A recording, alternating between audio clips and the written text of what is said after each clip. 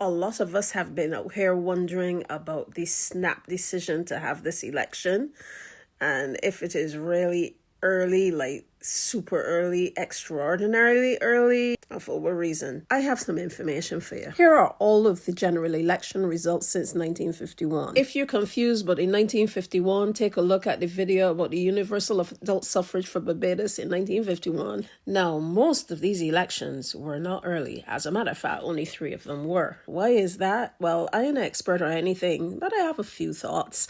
But I want to get into that after this thing. Now, these are all of the heads of government since 1951. And these are the party tenures as well. Early call for elections? Well, to be honest, the Prime Minister has the constitutional power to call elections anytime before the 5-year term expires. Let me take a brief look at the possible reasons why elections were called before. As I said, I am no expert. I'm just doing my own research as I normally do as a neurodivergent person. I just get into things and then dig myself in holes and all sorts of things. So yeah, the 1994 election was called 16 months early because the government of Sir Erskine Sandiford collapsed from within. There was a no confidence motion filed in June 7th, 1994, filed by the opposition. And unfortunately for Sandiford, quite a few people had crossed the floor against him. In 2022, elections were called 18 months early. Remember, we were now coming out of the pandemic and there was economic restructuring, and it was said that internal bickering needed to end.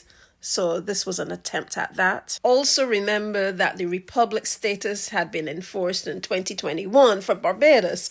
So therefore, this was the first voting era as a new Barbados. This call this year for the elections was called 12 months early. This time around, it seems like as if the ruling party is in a high state of readiness, while oppositions are still going through significant transitions. I believe it's even more about strategy and tactics than ever. Now, in 2022, the government appointed a constitutional reform commission. Their mission is not only to replace the Queen with the president, but also to write a homegrown, brand new constitution representing Barbadian values. I've done a little more research on this, so if you would like to hear about that to give yourself a more informed decision, let me know in the comment section, and I'm going to talk to one later.